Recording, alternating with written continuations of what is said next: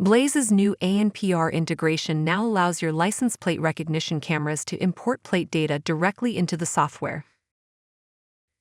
To access these logs, simply navigate to the Object section.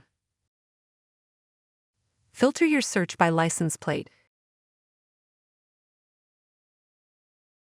You can sort the results by plate number, country code, or state/province.